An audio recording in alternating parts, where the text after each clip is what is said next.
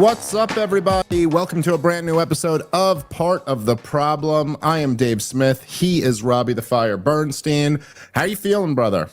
I had another great weekend out on the road. How was that? Oh, that's great, dude. Yeah, I'm actually, you know what's funny? I was starting to feel burnt out, and now I'm in a good rhythm where I'm like, I don't know why I'm coming to I think I'm done with summer Porch Tour. It's just Porch Tour. Year long, baby. We're going to December this year. Oh, you're doing winter porches?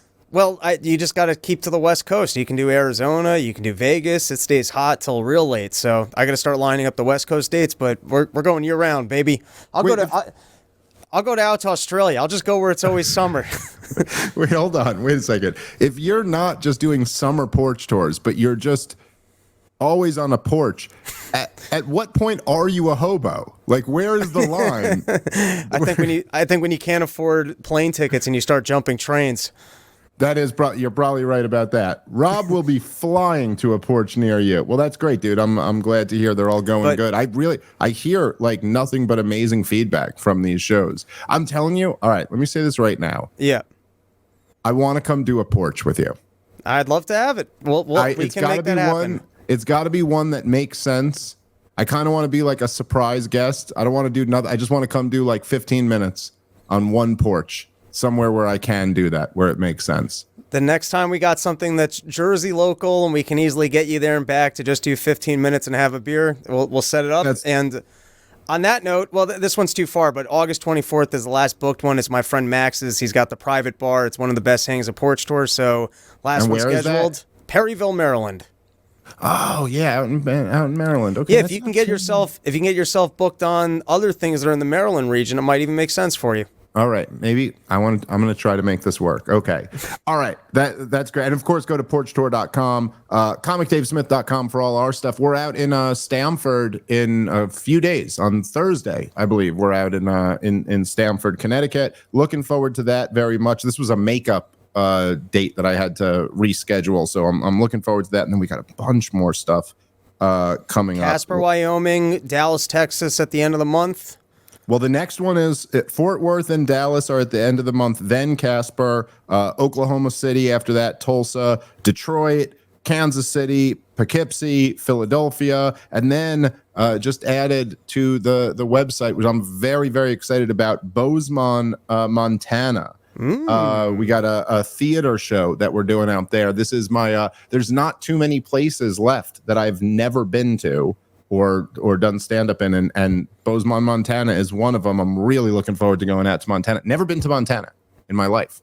And I know we got some great fans out there, so I'm very, very excited about that. Do you know the date on that?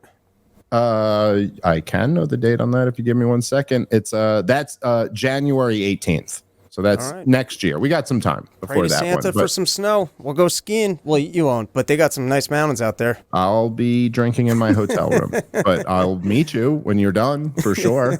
Some point in between when you're done and when the show happens, we'll probably hang out. All right. So, full disclosure here, I'm running on very little sleep. Essentially, we usually do Legion of Skanks like now, Mondays at this time. And Jay Okerson called me like a week ago and goes, "Hey, dude, can we move Legion of Skanks to Sunday? Because there's a concert I want to go to on Monday. Would that be cool with you?" And I went, "Sure, buddy, no problem, because I'm me. And I'm a disorganized mess." And I completely forgot that I had a flight at that time, and I was supposed to leave. So I had to book a new flight. I was able to get one so we could do the show that I agreed to do without knowing that I couldn't actually do it. And so we did that last night, and then I flew out at like 11 p.m. and I made the pilgrimage to Tucker Carlson, which involves, I mean, dude, where Tucker Carlson is so rural. Dude, I'm telling you, you got to take a plane, and then you got to get in a car. At one point, you have to jump in a canoe. Then you have to you have to walk to like the top of a mountain and speak to a village elder. It's a journey. to get out there. So I get out there at like 3:30 in the morning to the hotel, and I crash for like a few hours, wake up in the morning, go have breakfast with Tucker Carlson, and then we recorded an episode earlier today. Whenever you do these like 3-hour long podcasts, sometimes I'll come out of them and, doing like Rogan or doing some of these other shows, sometimes I'll come out and I'll call my wife and she'll be like, how did it go? And I'm like, I have no idea. I gotta watch it back. I like never know. I don't know. I will say this one, I came out like, I think that's one of the best podcasts I've ever done. I'm really excited for you guys to see it. I think it should be up soon. But I think you're really going to enjoy it. Like this, I thought it was just really, really great. There was also so much to talk about. I was just there in May, and I'm there now in the beginning of August, and it's like we live in a different world. Like it's just so much has happened since then. Anyway, we hung out for a while afterward. Tucker Carlson is just the coolest guy. I really can't tell you how much I love and admire this guy. He's just awesome. And we hung out. I got so lost in how long the podcast went, and then we were just hanging out talking after it, and then I realized I was running crazy late for my flight back. Had like a mad dash, like a sprinting in the airport they were already boarding like when I got to the gate. Like I almost missed my flight home, but I made it home. And I'm glad we got to do this episode today. So sorry for not streaming at 4 p.m. as we normally do, but I have, I think a really great excuse. I think about as good as an excuse as you can imagine. So, okay. So anyway, that's what's been going on with me. I'm going on a couple hours sleep, and I apologize if I'm a little off my game for this one, but I promise you the Tucker Carlson one from earlier today was really good. As we are speaking right now, Donald Trump is recording with Elon Musk. We might check in on that at some point and see how that's going. They evidently had some crazy technical issues, and the thing dropped a whole bunch, and they had to start over. And I don't know, but as I checked right before we signed on, never would have happened on Truth Social. Truth Social doesn't have that problem. Well, it does. Look, man. Twitter Spaces is a very cool concept. There still are, I think it's a little rough around the edges and some things that need to be figured out. I also think I've learned this as of course, we just launched our new site, partoftheproblem.com. Please, if you're watching live there right now, you already know. But if you're not, that's where you can go to support the show. It's also where all of the episodes stream live, uncensored, ad-free. It's also where you can be a part of the new Part of the Problem Inner Circle. And we're building like kind of a community there. You also get the members only extra 4th episode a week, only exclusively on partoftheproblem.com. So, just from the experience of starting this new site, I know that, from talking to the guys that are like running the stuff, and they're real smart technical guys. I don't know anything about this, but I know that we'll be like, okay, we're doing like beta testing before we launch it. But the thing is, you don't really find out what the issues are when you're beta testing, because it's just like way more people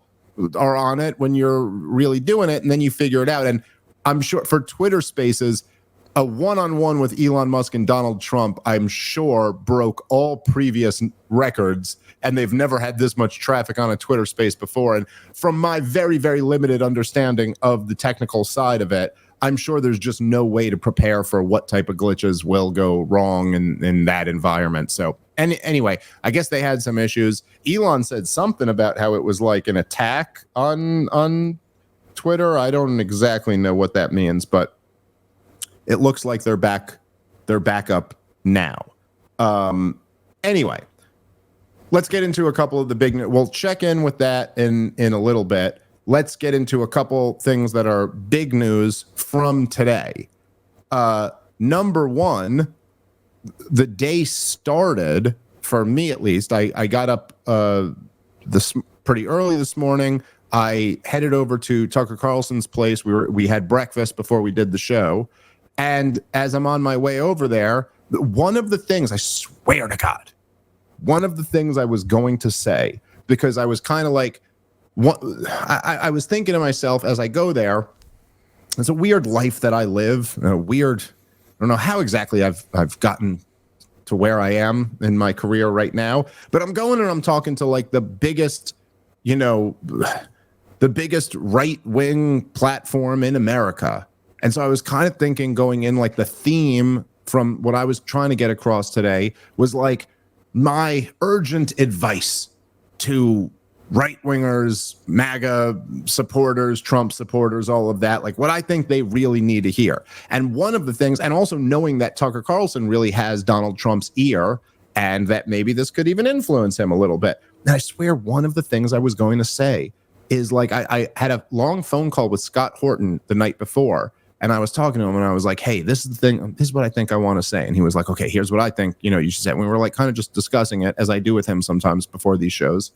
And I was like, we both were saying, we were like, he's got to get back on Twitter. Like, I don't know what your deal is with Truth Social, but whatever it is, man, break it. You have to get back on Twitter. Like, what are you doing? This is the whole, like right now, they've kind of been dominating you in the news cycle. Like Donald Trump isn't controlling the news cycle the way he did in 2016 or even the way he did in 2020. And he did that from Twitter. Truth Social just doesn't have the same thing. And he's back. He's reinstated. Like, you got to get on Twitter and be, just roasting these guys every day from Twitter. And I was going to make a big appeal to that on time. And as I'm on my way there, I open Twitter on my phone, or X as it's called now. And the number one trending topic is Donald Trump is back on Twitter. So I didn't even need to say anything about it. He was he posted like a campaign video on Twitter, and I guess this is an indication that he's going to be back. I'll check right now. I don't know if he's tweeted anything else besides that, but Donald Trump is back on Twitter, and that is, I'd say, pretty big news. Nope, hasn't tweeted anything else except that, but tweeted a video today, has 35 million views on the campaign video that he tweeted. And so right away, doesn't it just prove that, right? Of course, you have to do this. And so he did, and probably just in time. But what do you think? The king of Twitter has made a return. His first tweet should just be, I take hydroxychloroquine every day for breakfast. That's what got him kicked off, if you don't remember. Was it that? It wasn't January 6th stuff? No, it was... I forgot specifically what his comment was, but it was something in regards to hydroxychloroquine, and he got removed for what turned out to be a completely false study, and the study was removed when the authors finally got to review, the printed authors on the study got to review the data, and they were like, oh, we can't have our names on this, and then it was retracted. So he has been censored. I vaguely remember this as you're saying it, but it's so crazy that literally I live in this world, and for whatever reason, I remembered it as being a January 6th thing. Listen, I drink and read the news every day, and sometimes I jumble things in my brain, so it's possible. I do vaguely remember this, though, about the study that they had to retract, essentially, or that the people pulled their names off of it. Look, either way, I did make this point on Tucker's show today that I was like I was basically I was pretty critical of Trump and how poorly he's running this campaign compared to what it could be. And one of the things I said is that there's just no, it's kind of on the theme that we've been talking about lately, that it's like the establishment has this message discipline and the dissidents have nothing like it. And I was like, you gotta run on the pocket aces like you did in 2016 if you want to really shake this thing up. And I'm not a Trump supporter. I'm just too furious at the guy constantly to be a Trump supporter. But it's I still do want the dissident voices to shake things up. And I still am. More than I'm rooting for Trump to win, I'm rooting for the Democrats to lose, if that makes sense. But I was like, listen, man, there's pocket aces here, and this is what you should be playing. And it's obviously, immigration, you've been vindicated. I don't see this, this clear message coming from the Trump campaign, which would be it's so easy to just be remember when I said this and everyone said I was evil for saying it. And now I've been vindicated. Fit that into a bumper sticker, man. because it's so obviously like this is the thing to run on. And then the other thing I said to run on was America first and no more wars. And of course, he just does not have the desire or the courage or whatever it is to run on that. And he made his whole convention, the We Love Israel convention, and then he's calling everyone else a Palestinian, and which is like so ridiculous. All right, guys, let's take a moment and thank our sponsor for today's show, which is Monetary Metals. I love this company. If you are ready to unlock a 12% return on silver, you got to go check them out. Silver, of course, is not just a precious metal. It's a tangible asset and a great way to diversify any investment portfolio. With Monetary Metals, you don't just own physical silver. You own silver that works for you to generate more silver, growing your total ounces over time. And right now, you can earn 12% annual interest on silver paid in silver in their latest offering if you're an accredited investor. Click the link in the episode description to learn more, or go to monetary-metals.com. As I've told you before, Monetary Metals is revolutionizing the way you invest in gold and silver. They've been paying interest in silver and gold for over 8 years, helping you grow your wealth in real tangible assets. Finally, there's a true alternative to saving in dollars, a yield on gold and silver with Monetary Metals. This is the first true silver bond since 1834. As I mentioned, you earn 12% annual interest on silver paid in silver. You must be an accredited investor to participate. It's a 3-year term. The bond is financing a publicly traded mining company located in the Western United States. Click on the link in the episode description or head to monetary-metals.com to learn more. All right, let's get back into the show. The other thing that I was saying was like, make it a referendum on free speech. Why would you not do that? I mean, listen, you as the sitting president were kicked off of social media. You were kicked off of Twitter when you were president. Isn't that the easiest thing to slam dunk to run on? And not just that it's about you, but that it's about Americans. Like, if it can even happen to me, if even the person who, was duly elected president of the United States of America can be silenced on these things, then we don't have meaningful free speech. And so wouldn't that be the centerpiece that you would go, listen, this is it. It's a referendum on free speech. That's it. If I get elected, we're going to make sure that we have free speech on the internet. And if they get elected, we'll never have free speech on the internet. I just feel like that's such a winning issue. And yet he hasn't been able to crystallize that or, focus on that and make it a centerpiece of the campaign. It's unbelievable to me.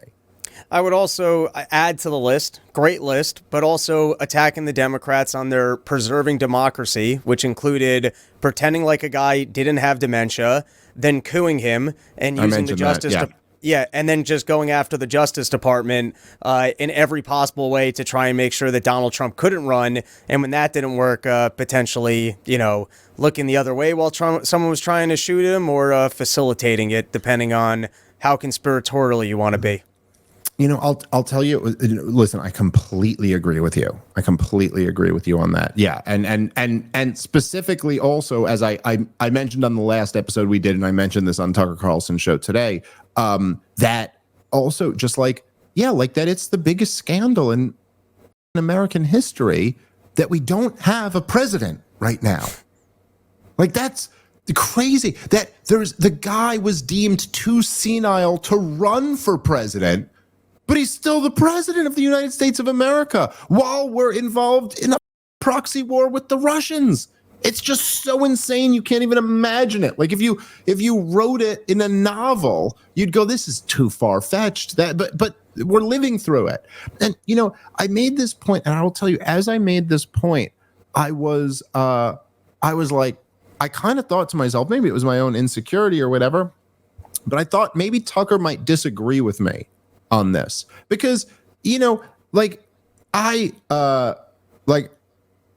love Tucker Carlson, and it's been really cool to become friends with him and to have him on our show and be on his show a couple times now, and to somebody who I talk to regularly. But at the same time, I'm like this radical libertarian, and he's like much more of a guy who comes from like a traditional, conservative, mainstream media personality. And I thought maybe he might disagree with me on this, but he ended up totally agreeing. But I said that this whole thing where you're casting Kamala Harris as a socialist is totally the wrong framing. And like he's always constantly, it's like the far left. It's like, this is like out of Sean Hannity's playbook or something like that, where it's like the far left Nancy Pelosi and Kamala Harris is a communist or something like that. Whereas it's like, no, she's really not. None of them really are communists or Marxists or anything like that. And actually what they are is just essentially whores for big business. That's what all of them are.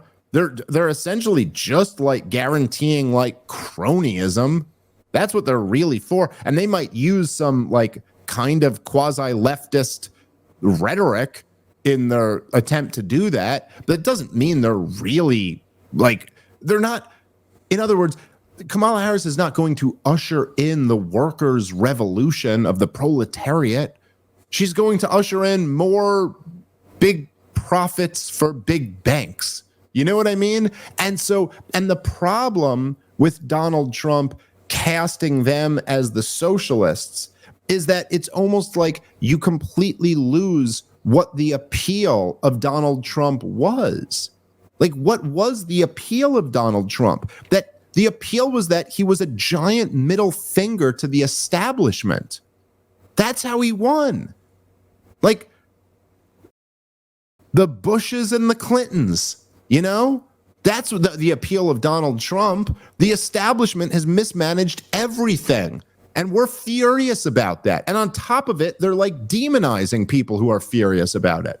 But when you cast your opposition as like Marxists, then essentially what you're saying is that I am the defender of the establishment against these radicals. You know what I mean?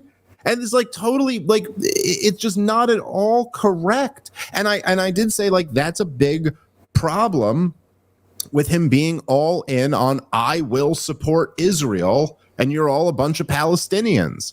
It's like, oh, so what you're Mr. Establishment now? You're Mr. Establishment who's against the kind of like the dissidents? That's not how you win, dude. No one's voting for you because they love the establishment. No one's voting for Donald Trump because they think the American foreign policy over the last 30 years has been spot on, but these rebel rousers are threatening to upend that. It's just all so backwards. So anyway, I was glad that Tucker really agreed with what I had to say on that, and I enjoyed the whole thing. Anyway, I hope you guys enjoy watching it. But so Trump's talking to Elon Musk right now. We'll check in with him in a minute. The other news of today that was just so first of all, we were recording the episode. We took a break at some point in the middle, we took like a little bathroom break, and I had my phone on airplane mode. I turned my phone back on and I started getting it started going crazy. And I saw there, I was so glad that we took this break so I was able to see it. But I saw that, and I know this is going to probably upset you, Rob. I don't know if you haven't heard about this, but I know you guys are very close. But Dr.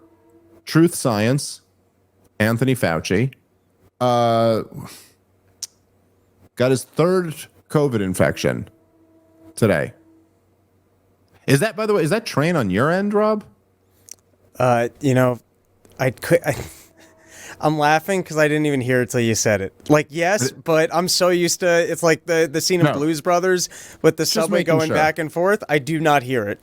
That's hilarious. It's fine. It doesn't matter. Anyway, so Dr. Fauci, who evidently has been vaccinated and boosted 6 times, just got his third COVID infection. What do you think, Rob? Just not enough vaccines? He doesn't have I need more antibodies. I didn't get the latest booster soon enough for the antibodies I needed in order to prevent the late. This is why we have to re-shut down the country. This is why everyone needs to be back to wearing masks, because even I can get COVID again. So everybody back indoors. You should have listened.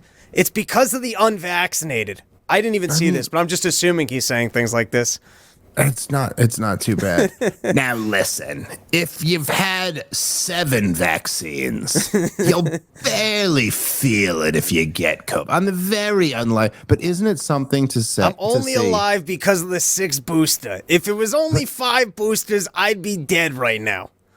Just think about it, that the guy who was the health expert, who was then we call him Dr. Truth Science because he said in an interview that if you have a problem with him, you just have a problem with truth and science. This was literally what he said about himself. And this was the guy telling you, if you get the vaccine, you can't get COVID or transmit COVID. And he's had 6 of them. And he just got it for the 3rd time. It's just, look, I will say it's, and here's why it's great. It's great because he deserves it.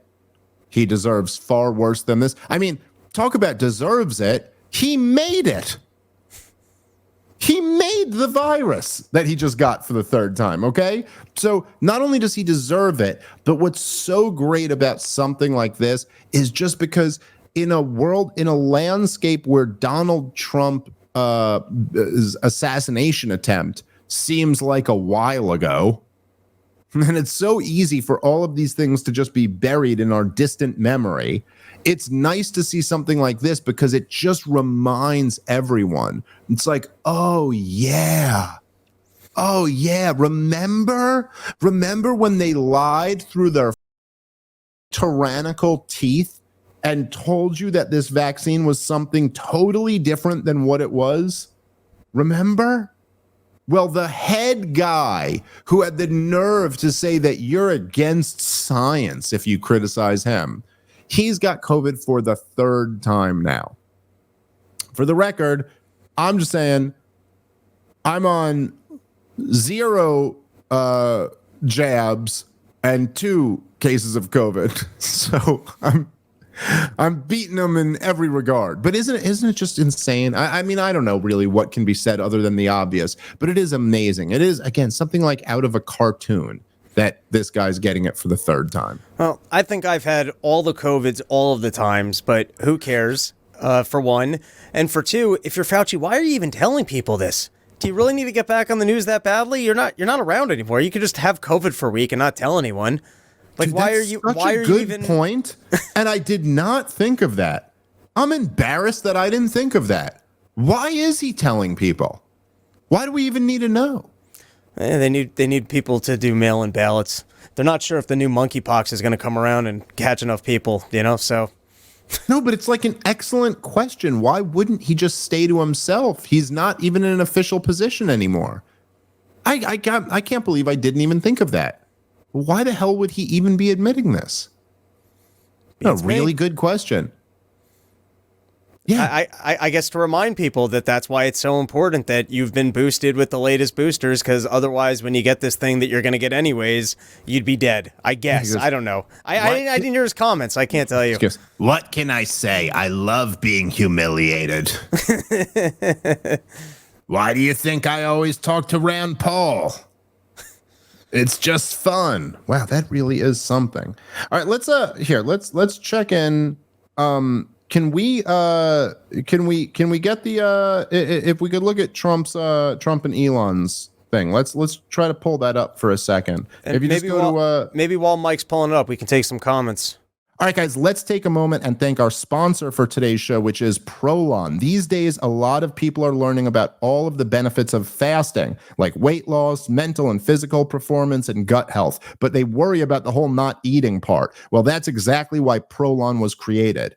ProLon is a revolutionary plant-based nutrition program that nourishes the body while making cells believe they are fasting. Researched and developed for decades at the University of Southern California's Longevity Institute and backed by leading U.S. medical centers, ProLon helps promote healthy blood sugar, supports cardiovascular health, and reduces abdominal fat. But ProLon isn't a diet. ProLon is science. Science based on Nobel Prize-winning discoveries in medicine. And this all starts with ProLon's 5-day program. Snacks, soups, and beverages, all designed to keep your body in a fasting state. It's unlike anything you've ever experienced. I've heard everybody talking about fasting, intermediate fasting, all this stuff, and it was always to me like, I just can't do that because I can't just not eat. But now you can get the best of both worlds. It's no wonder why thousands of doctors now recommend ProLon to support healthy blood sugar and cardiovascular health. So right now, ProLon is offering Part of the Problem listeners 15% off their 5-day nutrition program. All you got to do is go to prolonlife.com/PTP. That's prolonlife.com/PTP. All right, let's get back into the show. Here, I'll take some comments. All right. He's on COVID right now, LOL. Oh, that's talking about Fauci. I thought because we just mentioned it, I figured that was about Trump. American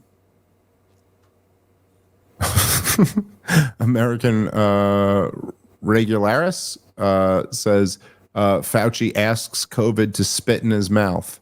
I don't know. I really like that. You guys are the best. Keep up the great work, guys. Oh, that's nice to hear. There wasn't too much to respond to there other than to say, I feel like you're making an excellent point.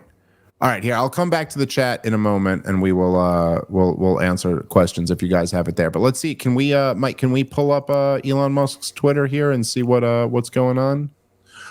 Pulling it up right now. Give me one moment. I'm sorry. No problem. Thank you so much, Mike. And by the way, thank you to Mr. Mike Suarez for filling in last minute for us tonight. It's much appreciated. All right, let's see. Oh, Donald Trump. Oh, wait, is this a second video? Oh, this may be. Oh, yeah, no, you know what? I was wrong before. I think he posted a few videos today. Oh, wow, that's great. He's really back on Twitter. Oh, yeah, okay, here's a tweet from Donald Trump earlier today. I didn't even realize this. Yeah, quite a few. Okay, so here's an actual tweet from Donald Trump. He said, "Are you better off now than you were when I was president? Our economy is shattered. Our border has been erased. We're a nation in decline. Make the American dream affordable again. Make America safe again. Make America great again." Not bad. Like, he didn't say, "Are you better off than you were 4 years ago?" That's what they typically like to say. He said, "Are you better off than you were when I was president?" That's a smart little change right there, because 4 years ago is 2020. COVID. Yeah. And it's a real tough time to say. Like, he goes, "Are you better off?" It's really funny that Donald Trump's pitch should be, "Are you better off than you were 5 years ago?" I feel like 5 years ago you were better off than you are now. 4? Let's not do 4. I know that's standard, but like, yeah, that could cause some problems. All right, so let's see. I don't know. Hold on. Is the thing still going or is it done? Oh, it's still happening. Like, we don't need to rush, and we don't need to, stop farmers from farming or, prevent people from having steaks or basic stuff like that. Leave the farmers alone. I agree. How crazy is that? Where you have farmers that are not allowed to farm anymore, have to get rid of their cattle, and the whole world is a little crazy. But it's largely taken its lead from us. I do say though, I've heard in terms of the fossil fuel, because even to create your electric car and create the electricity needed for the electric car. Fossil fuel is what really creates that at the generating plants. And so you sort of can't get away from it at this moment. I mean, someday you might be able to, but I do hear we have anywhere from 100 to 500 years left. Much of it hasn't even been found yet. Yeah. But there are tremendous, like Anwar. I got Anwar in Alaska approved. Ronald Reagan couldn't do it. Nobody could do it. Everybody tried. Nobody could do it. It's amazing how you could just pop into Donald Trump and he's always just being Donald Trump. Ronald Reagan couldn't do it. Nobody could do it. They said it couldn't be done, but then I did it. All right. Well, I want to hear. I'm curious to hear Elon respond to that, because fighting words, being on with Elon and saying plenty of fossil fuels to go around, we don't need to transfer to electric cars right away. I mean, there's so much to agree on. That was almost. It almost sounds like he's picking a little bit of a fight accidentally. No, I don't think that's what Elon would have a fight with, because I don't think Elon. At least I don't think Elon Musk is one of these guys who supports this, like, the ridiculous idea that, like, by 2030 we should be off of this stuff. I think he's in the business of saying, let's pioneer these alternatives so that we can get them to a place where they're viable, and then kind of like we can have a discussion about it. But I think I've heard him say before, he's like the first to admit that he's like, yeah, we can't just like abandon fossil fuels in the next few years. That's just not plausible. Like, or I should say, it's not plausible unless we all want to live in abject poverty. So I don't think that's actually picking much of a fight. Let me clarify what I'm saying. Sure. What we just listened to, Elon Musk just lobbied up a thing about meat.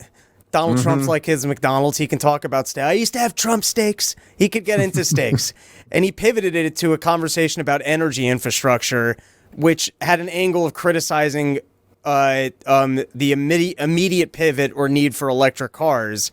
That seems like the wrong pivot in a conversation with Elon Musk. Yes, I get the point you're making. It's also kind of funny for just Donald Trump, the guy who like ran casinos, to start telling Elon Musk about like energy,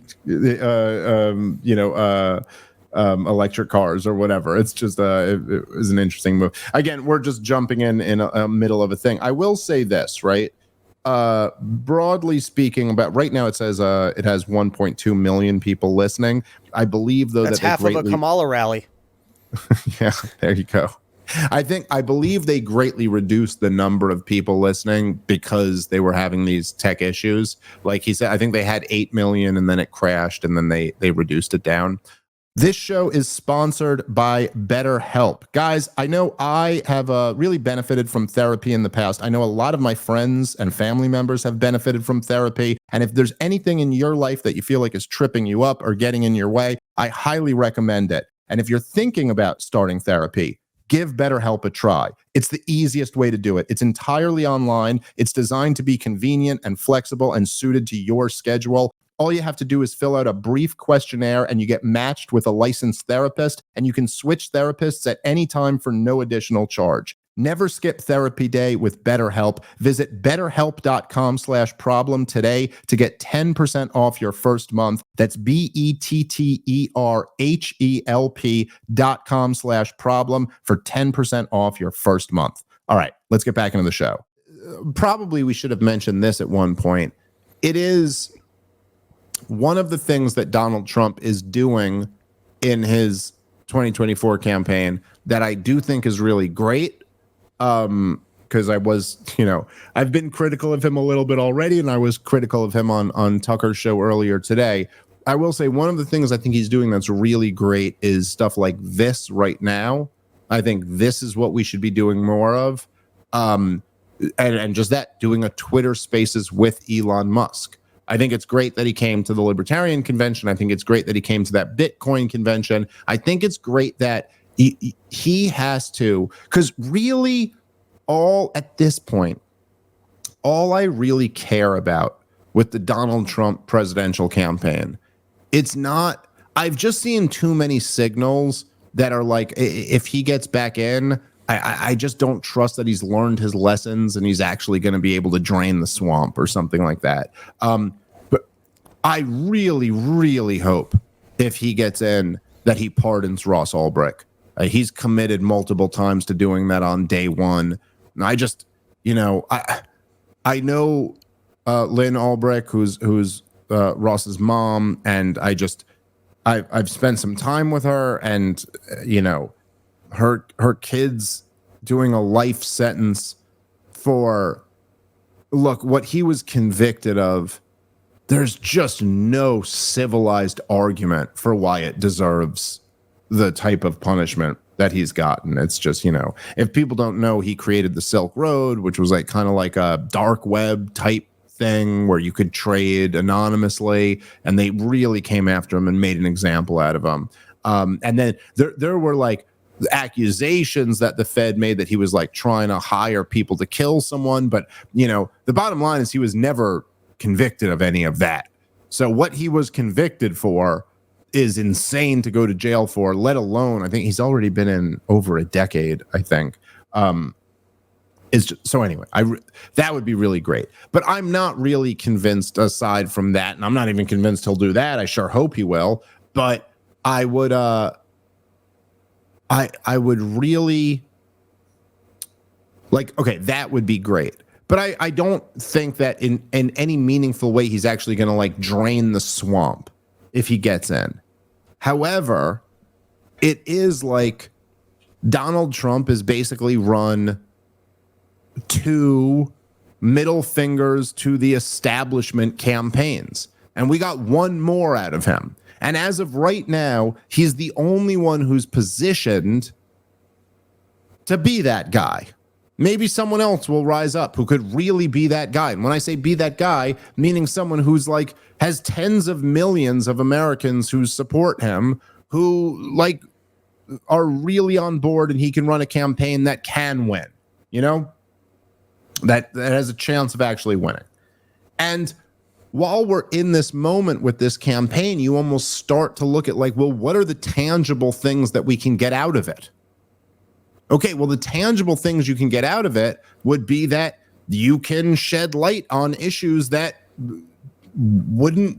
nobody else can. Like there's things that me and you could talk about, but that's not going to get nearly as many eyeballs on it as Donald Trump talking about it. So like, that's amazing when he can bring that up. And even doing something like, if you do a Twitter Spaces with Elon Musk, by the way, when I said there's 1.2 million people watching, I mean, that's watching live.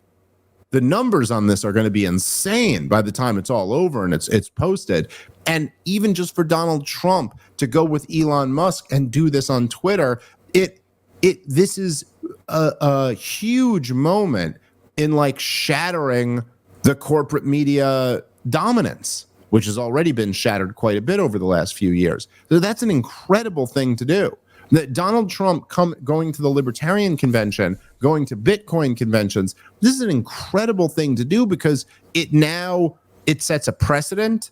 It lays the groundwork for future campaigns to feel like they have to cater to these people. So things like that are what actually get me kind of excited about what Donald Trump's doing. It's not that I believe like, hey, you got to vote for this guy because he's going to drain the swamp or whatever. I've kind of given up on.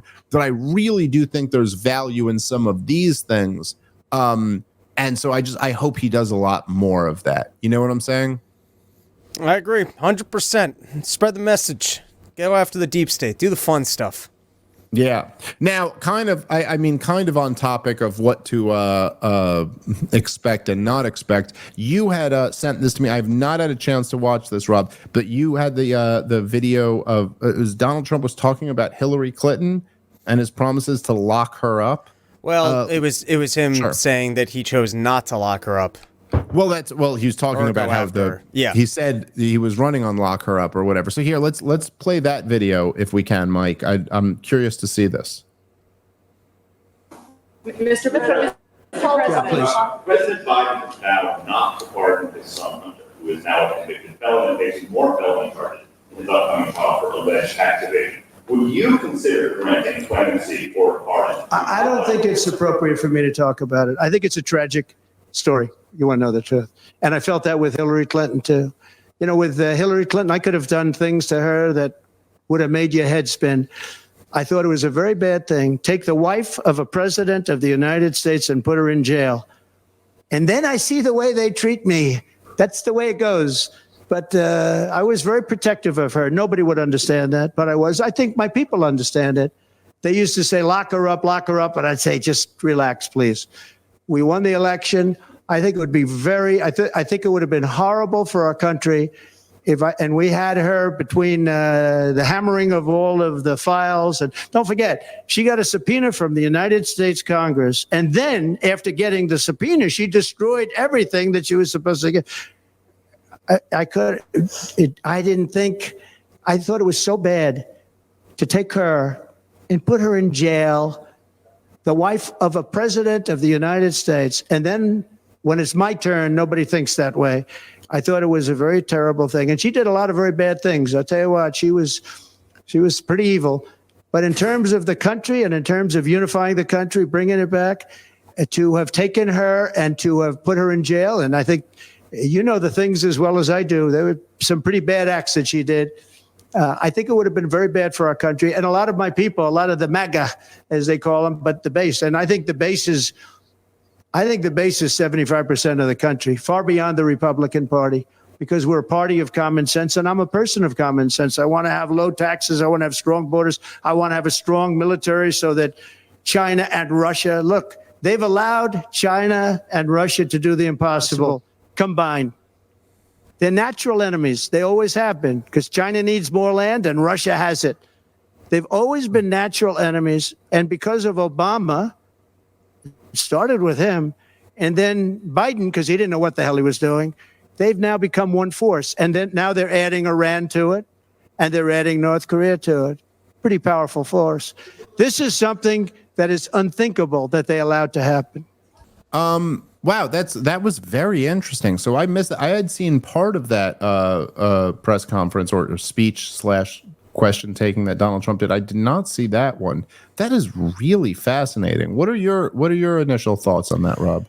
All right, my initial thought is lock her up with something you said. You started that. Yeah, it is not right to say they kept chanting lock her up and I was like, settle down, boys. Like, no, you said it, motherfucker.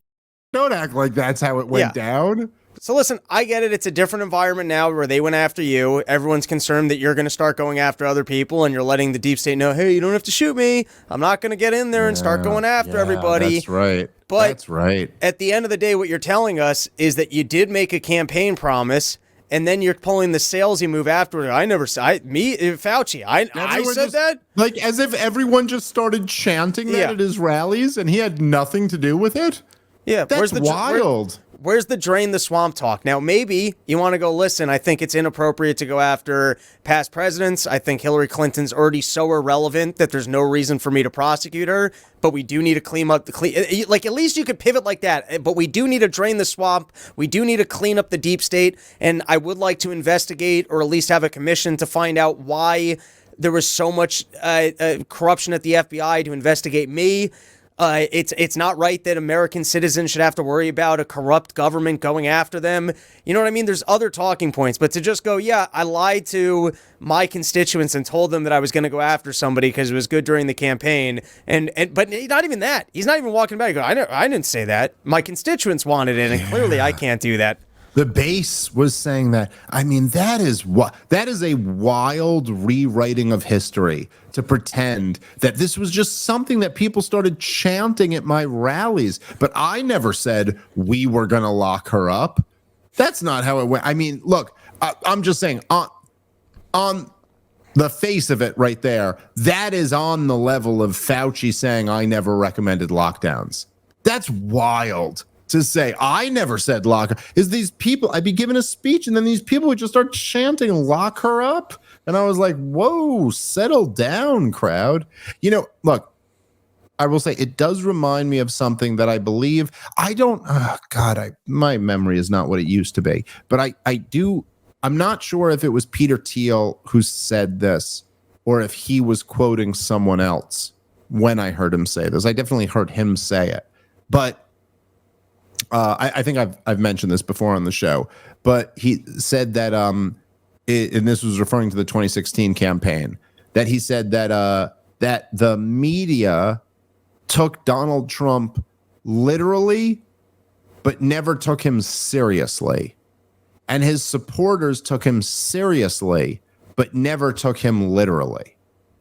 I always thought that was a very fascinating, like a really astute way of explaining the Donald Trump phenomenon. I think there were things where, you know, the media would just be like, he said the Mexicans are rapists. But obviously this guy could never be president. I mean, he's such a joke. And then his supporters were kind of like, nah, the point he's making is that he's going to be a border hawk and he could really win. You know, like they got that. You can't take the guy literally, but he's a serious person. And the media, on the other hand, was like, take him literally at every point and don't treat him like he's a serious person. I will say that I think a lot of that did apply to the lock her up stuff, which, by the way, if you want to go back and look at it, didn't go down exactly the way Donald Trump said. He was the one who said, we're going to lock her up. And then the crowd started chanting lock her up at every, rally. But so there's something about, like, I never really even thought it was within the realm of possibility that Donald Trump was going to get into power and then, charge Hillary Clinton with crimes, and you know what I mean? Like, actually, we were going to see Hillary Clinton in a jumpsuit or something like that. I never thought that was going to happen. However, there's a couple things here. Number one, as we just said, this is a crazy rewriting of history to say that he wasn't saying it and it was just the crowd saying it. And number two, I mean, if the thing is that Donald Trump is serious but not literal, well, why does that change? Why is it now when he's running in 2024, he's saying what a terrible thing that would be to lock her up? That's very strange. That is a really bizarre 180 from where he was when he was first running. And I gotta say, I mean, the only explanation that I can think of for this is what you were just saying, Rob, which is that it seems to me like he's shook. Like I don't know. He not only had the Justice Department weaponized against him and was really probably staring down the barrel of the possibility that he could be doing serious jail time, but then also on top of that, he kind of got shot in the face, kind of. And at the very least, it seems like the Secret Service allowed that to happen. And maybe this is, I mean, look, there's been a lot of signals, but maybe this is just one more signal that it's kind of like, hey, guys, you don't have to, like, actually murder me. I also, I think one of the blunders of the Ukraine war is that China and Russia are more aligned. And you've got a BRICS conversation, and a lot of the world has realized that if they have deposits with us, we might seize them, that we have weaponized money against, there's a lot of statements that could be made about the stupidity of the Ukraine war. Saying that Russia and China are natural enemies because China's always wanted Russian land. Get that. I don't remember ever seeing that in geopolitics anywhere. It almost sounds as dumb as the Kamala Harris. Well, this is a big country and that's a little country. Maybe he knows geopolitics that I don't, that China has always not gotten along with Russia because they've always wanted to invade and go after the oil reserves, the natural gas, but I've never seen or read that anywhere. Yeah, also, I wouldn't describe China as a tiny country. Right. It doesn't exactly seem accurate. And they do have a long history of being allies, I mean, maybe not like perfectly in lockstep, but they were both like large communist countries at a time. I don't think that's right. I do think there is something to be said where, like, look, there's let's just say there's the ideal foreign policy is like George Washington, John Quincy Adams, Ron Paul, which is like we should be non-interventionist, avoid entangling alliances, avoid war guarantees, and be friends with foreign nations. That's kind of like the best of the American tradition, is that type of foreign policy. Like that, like, look, we're not looking to get involved in wars, and we want to be friends with everybody. And if you guys have wars, that is very bad, and we hope you resolve them soon, but we're not getting involved. I think that's the best foreign policy you could have. Then there's like the Henry Kissinger philosophy on foreign policy, which would essentially be like, so the Henry Kissinger, was Richard Nixon's guy.